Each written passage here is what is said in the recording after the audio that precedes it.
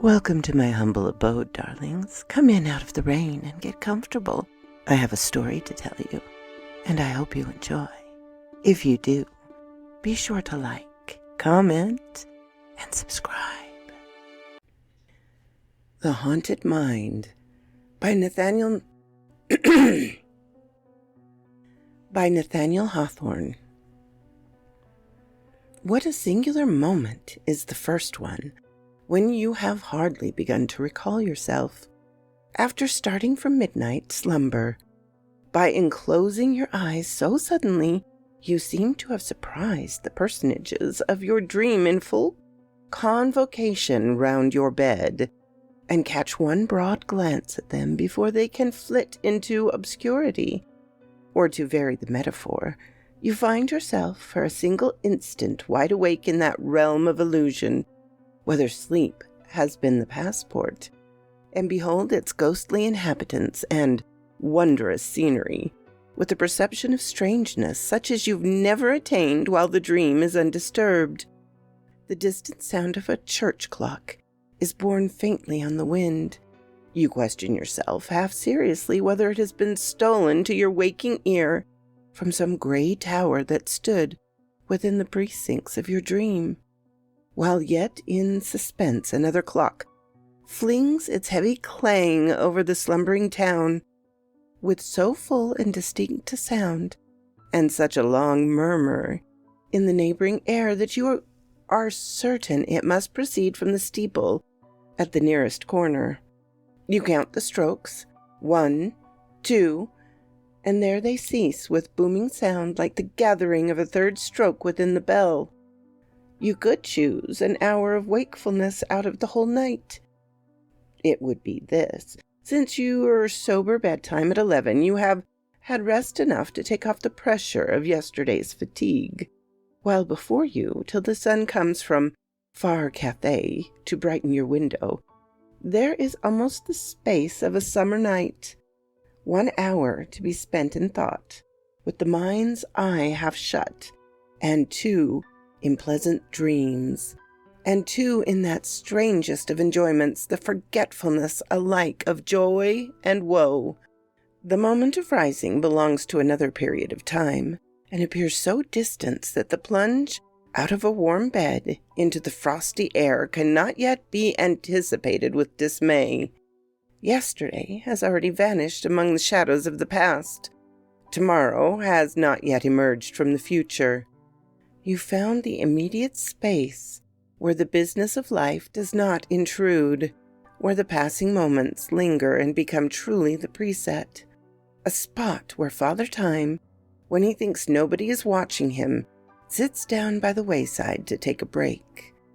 Oh, that he would fall asleep and let mortals live on without growing older. Hitherto you have lain perfectly still, because the slightest motion would dissipate the fragments of your slumber. Now, being irrevocably awake, you peep through the half-drawn window curtain and observe the glasses ornamented with fanciful devices in frostwork, and that each pane presents something like a frozen dream. There will be time enough to trace out the analogy while waiting the summons to breakfast.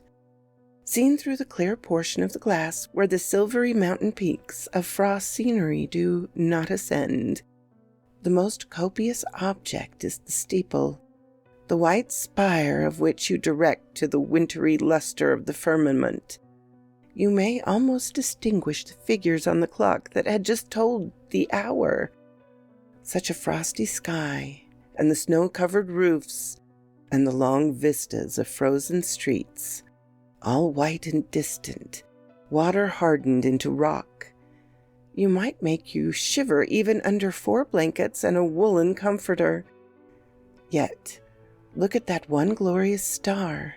Its beams are distinguishable from all the rest, and actually cast the shadow of the casement on the bed with a radiance of deeper hue than moonlight, though not so accurate an outline.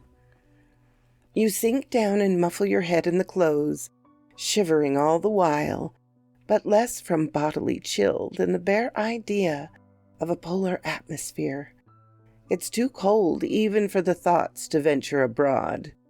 You speculate on the luxury of wearing out a whole existence in bed, like an oyster in its shell, content with the sluggish ecstasy of inaction, and drowsy consciousness of nothing but delicious warmth, such as you now feel again.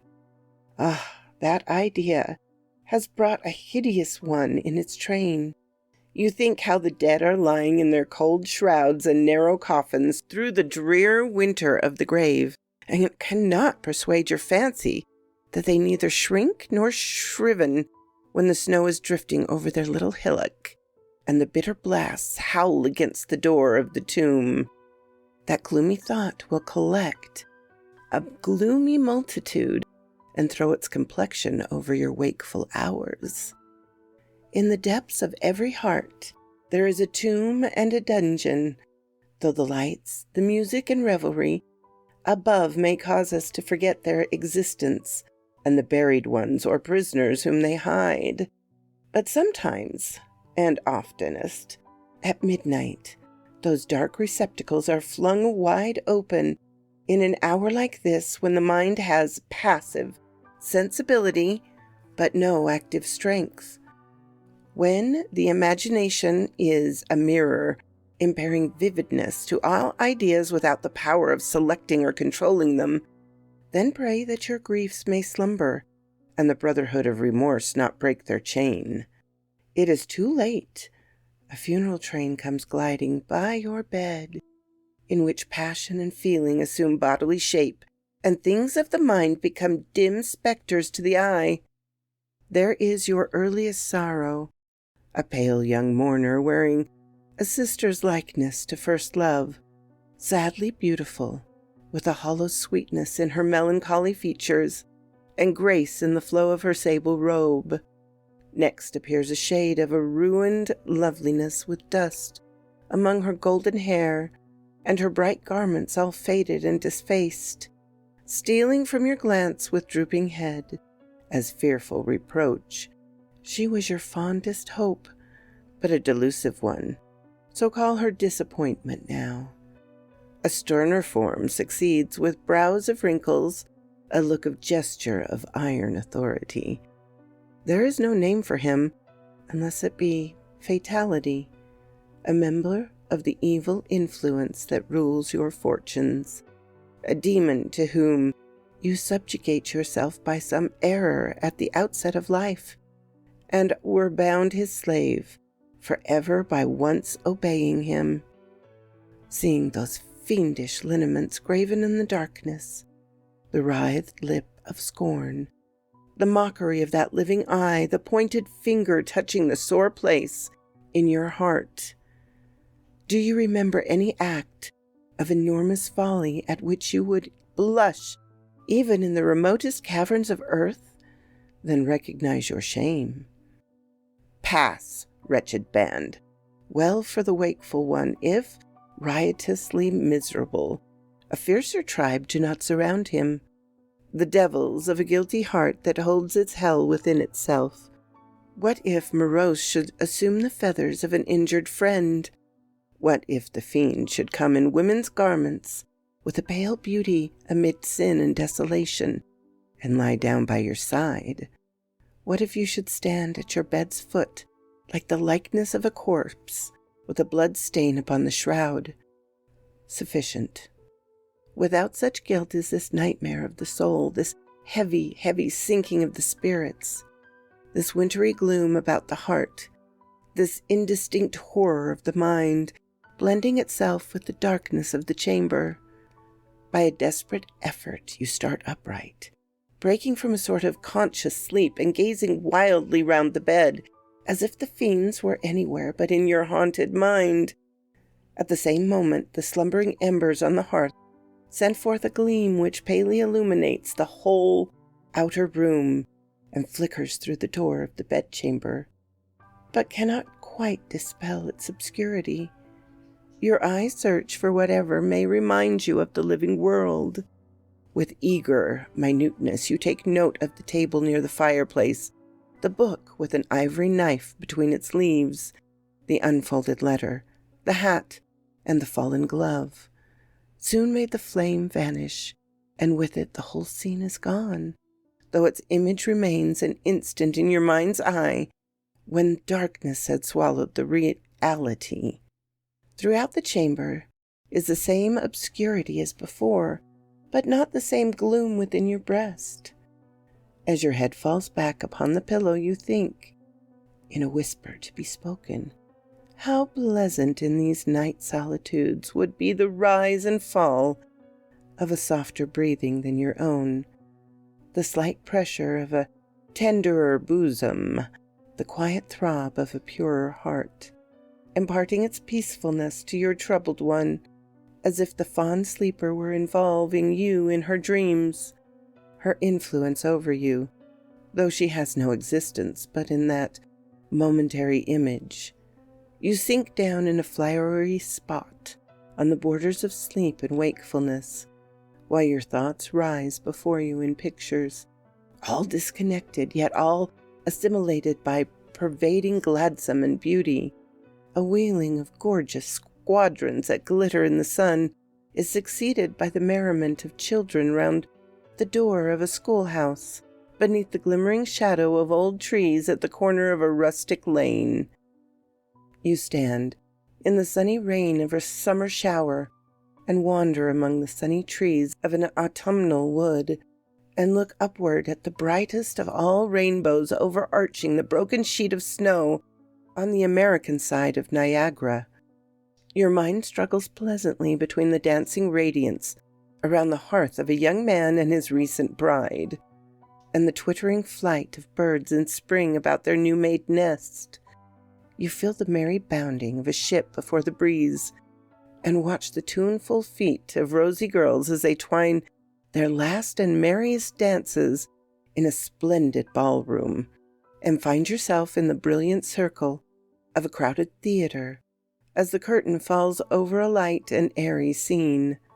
With an involuntary start, you seize hold on consciousness and prove yourself but half awake by running a doubtful parallel between human life and the hour which has now elapsed.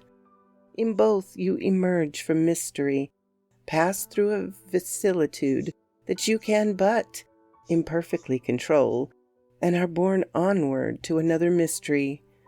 Now comes the purl of the distant clock, with fainter and fainter strokes, as you plunge farther into the wilderness of sleep. It is the knell of a temporary death. Your spirit has departed and strays like a free citizen among the people of a shadowy world, beyond strange sights, yet without wonder or dismay. So calm, perhaps, will be the final change, so undisturbed, as if among familiar things, the entrance of the soul to its eternal home. So quoth this raven. I think we can all relate to awaking in the middle of the night on a cold winter's eve. If not, then, you're lucky to be warm, I guess. I hope you enjoyed just kind of a little vignette here. Anyway, have a lovely day, my darlings. My darlings, it means so much to me that you come and listen to my little stories. I so appreciate it, but if you did like it, please feel free to hit the like button and subscribe so you can come back and hear more. My dearest thanks to my supporters, past and present. It means so much to me. Have a lovely day, my darling.